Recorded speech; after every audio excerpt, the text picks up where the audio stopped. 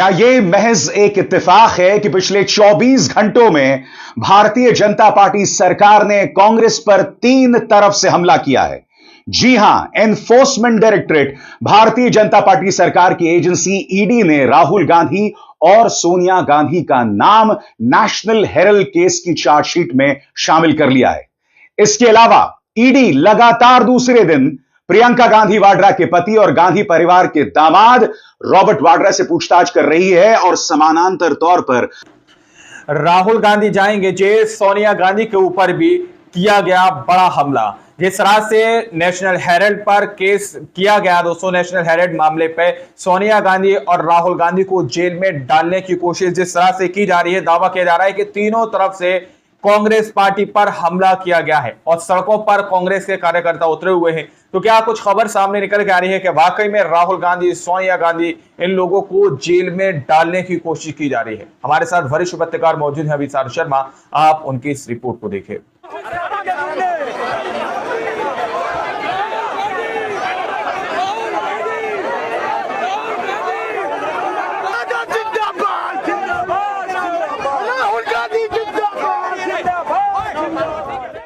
क्या यह महज एक इत्तेफाक है कि पिछले 24 घंटों में भारतीय जनता पार्टी सरकार ने कांग्रेस पर 3 तरफ से हमला किया है?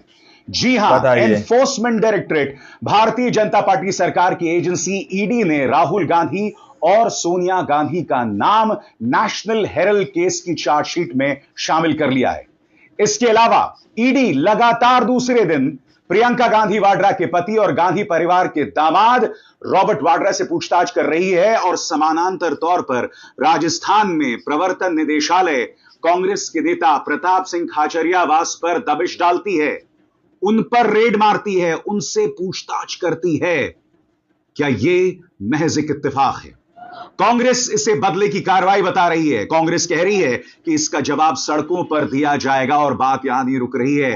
कांग्रेस कह रही है कि यह मामला पुराना है, अब जाकर इसे इस तरह से सामने लाना यह बतला रहा है कि प्रधानमंत्री नरेंद्र मोदी और अमित शाह राहुल गांधी से बदला लेना चाहते हैं। बड़ा प्रश्न, क्या राहुल गांधी और सोनिया गांधी को भारतीय जनता पार्टी सरकार गिरफ्तार करना चाहती है?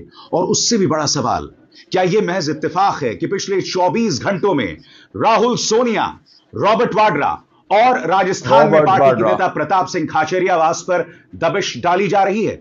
सबसे पहले सरल शब्दों में आपको बतलाना चाहता हूं कि ईडी के मामले में दरअसल हुआ क्या। आपके स्क्रीन पर ईडी ने नेशनल हेरल्ड केस में राहुल गांधी और सोनिया गांधी के खिलाफ चार्जशीट दाखिल की है। भाजपा नेता सुब्रमण्यम स्वामी का आरोप है कि एक इक्विटी ट्रांजैक्शन में 2000 करोड़ से ज्यादा की संपत्ति का गड़बड़ झाला हुआ है। कांग्रेस इसे बदले की कार्रवाई बता रही है। पार्टी के नेता जयराम रमेश आपके स्क्रीन पर, और उन्होंने कहा है कि इसका जवाब सड़कों पर दिया जाएगा। क्या कह रहे हैं जयराम रमेश? दिया जाएगा, यानी आंदोलन किया जाएगा। नेशनल हेरल्ड की संपत्तियों को जब्त करना कानून के शासन का मुखौटा ओढ़कर एक राज्य प्रायोजित अपराध है।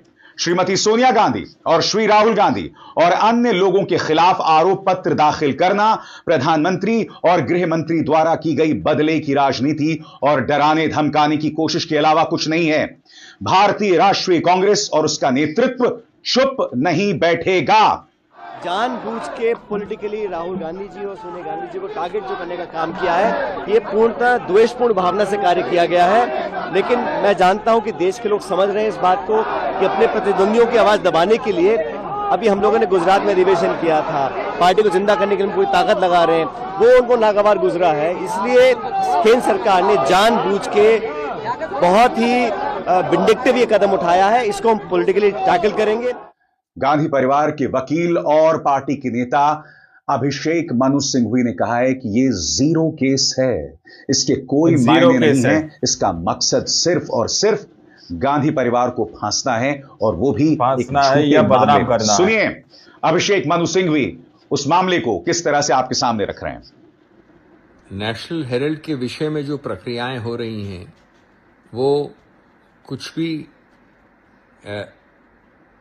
नई नहीं है, इसलिए क्योंकि जब ये केस शुरू हुआ था तभी हमने बड़ा स्पष्ट किया था कि ये बड़ा विचित्र केस है जो शुरू किया गया है बिना किसी 1 रुपये के स्थानांतरण हुए, बिना किसी एक पैसे की प्रॉपर्टी के स्थानांतरण हुए, एक नॉट फॉर प्रॉफिट सेक्शन 8 की कंपनी बनाई गई जिसमें श्रीमती सोनिया गांधी और अन्य लोग, लेट श्री मोतीलाल वोरा जी इत्यादि सब डायरेक्टर्स थे, जिसमें न डिविडेंड दिया जा सकता है न कोई कमर्शियल ट्रांजैक्शन हो सकता है, सिर्फ नेशनल हेराल्ड की पुरानी प्रॉपर्टीज को मैनेज करने के लिए।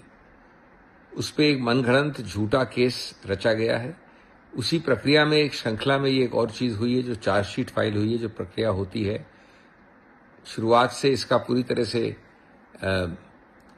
कानूनी रूप से नियंत्रित रूप से सामना किया जा रहा है और मैं बताना चाहता हूं कि ये एक फेक केस है जिसमें कोई भी तथ्य नहीं है, निराधार है और अंततोगत्वा इसमें कोर्ट्स ये स्पष्ट करेंगे। अभी सिर्फ एक कानूनी प्रक्रिया चल रही है और इसको एक राजनीतिक प्रतिशोध की भावना से किया जा रहा है जो दर्शाया जा रहा है। मगर दोस्तों इंतजार कीजिएगा, इसी मंच पर मैं आपको बतलाने वाला हूं कि पूरा मामला क्या है। हालांकि इसकी चर्चा मैं इससे पहले भी कर चुका हूं, मगर हम सबकी याददाश्त कमजोर होती है दोस्तों। अंत में जाकर मैं आपको बतलाने वाला हूं कि पूरा नेशनल हेराल्ड केस क्या है, क्या सबूत हैं, सुब्रमण्यम स्वामी क्या कह रहे हैं, तमाम बातें आपके सामने रखना चाहूंगा दोस्तों। मगर उससे पहले पवन खेरा की बात। पवन खेरा कह रहे हैं कि नेशनल हेराल्ड अखबार वो अखबार जिसने अंग्रेजों को नाको चने चबवा दिया।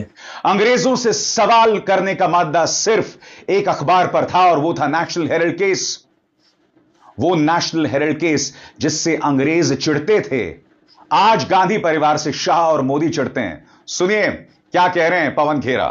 दोस्तों, फिर से नेशनल हेराल्ड को एक मुद्दा बनाया जा रहा है। आपके मन में सवाल आएगा कि नेशनल हेराल्ड को टारगेट क्यों किया जा रहा है।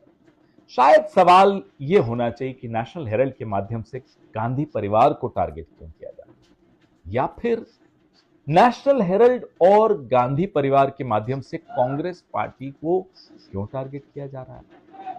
हो सकता है सवाल यह होना चाहिए कि नेशनल हेराल्ड, गांधी परिवार और कांग्रेस पार्टी के माध्यम से इस देश के करोड़ों मजलूमों को टारगेट क्यों किया जा रहा है। यह आज से नहीं हो रहा है साथियों।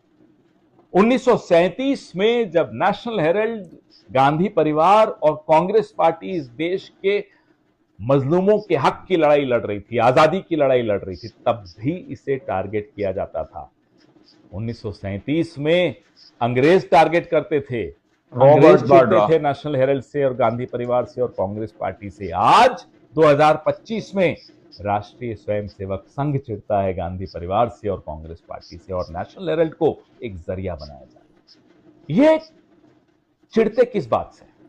ये उस गरिमामयी इतिहास से चिढ़ते हैं जो कांग्रेस पार्टी का और जो गांधी परिवार का इतिहास है, जो देश को जोड़कर रखने का इतिहास है, देश को धर्म के आधार पर न लड़ने देने का इतिहास है, देश को अपने हक के लिए आवाज उठाने का इतिहास है। ये उस इतिहास से डरते हैं। सड़कों पर दिया जाएगा आंदोलन। प्रियंका गांधी वाड्रा के पति रॉबर्ट वाड्रा को लगातार दूसरे दिन ईडी पूछताछ कर रही है।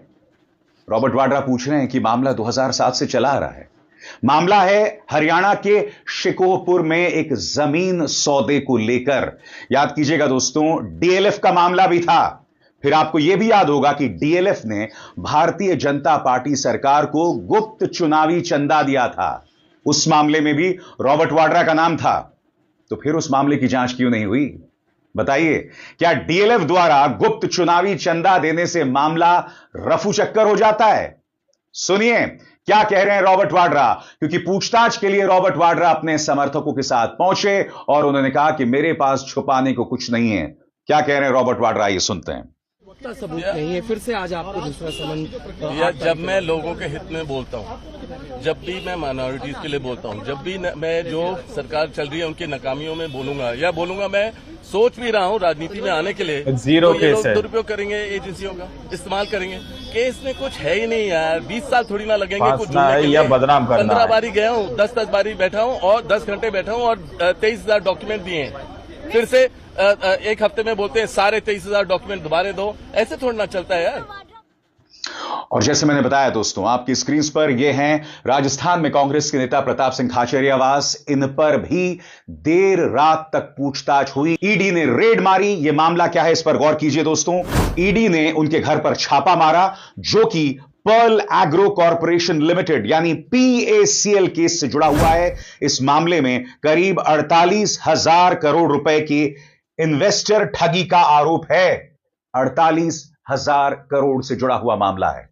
प्रताप सिंह खाचरियावास बाहर आते हैं इस पूछताछ के बाद और अपने समर्थकों से कहते हैं कि जांच अधिकारियों को बाहर जाने दिया जाए। उनसे हमारी कोई दुश्मनी नहीं है, हमारी लड़ाई भारतीय जनता पार्टी से। सुनिए प्रताप सिंह खाचरियावास क्या कह रहे हैं। उन्होंने काम किया, उन्होंने सर्च की, मैंने अपनी बात रखी, अभी अपने घर जाएंगे, हम यहीं पर हैं। हमारी जिम्मेदारी बनती है कि आप इतनी बड़ी तादाद में इकट्ठा हो गए, कोई बात नहीं। ये जयपुर में आए हैं, दिल्ली से कुछ ईडी के लोग आए हुए हैं, कुछ जयपुर ईडी के लोग हैं, कुछ बिल्कुल ही अपने परिवार के। कोई अधिकारी हमारा दुश्मन नहीं है। इसलिए अभी ये लोग जब यहाँ से जाएंगे, लड़ाई आपकी भाजपा की सरकार से, अपने हम उनसे लड़ेंगे। तो अभी ये गाड़ियां जाएगी। एक भी आदमी जो मेरी इज्जत करता है वो ना तो कोई, अभी एक बार ये चले जाएं, उसके बाद आप नारे लगा लेना। दोस्तों, आप लोगों ने इस वीडियो को शुरू से आखिर तक देखा। वीडियो के अंदर साफ तौर पर बात की जा रही है कि नेशनल हेराल्ड केस को लेकर किस तरह से एक बार फिर से टूल दिया जा रहा है, किस तरह से दावा यह किया जा रहा है कि उसके अंदर राहुल गांधी, सोनिया गांधी, इन लोगों को बेबुनियाद फंसाने की कोशिश की जा रही है। दावा यह किया जा रहा है कि उससे कहीं ना कहीं भाजपा बदला लेना चाहती है राहुल गांधी से, इसका सहारा लेकर दोस्तों। लेकिन इस वक्त दोस्तों मुद्दा जो है वक्फ बिल का गरमाया हुआ है। लेकिन वक्फ बिल के मुद्दे को दबाने के लिए इस तरह से एक और नया मामला सामने लेकर आई है भारतीय जनता पार्टी।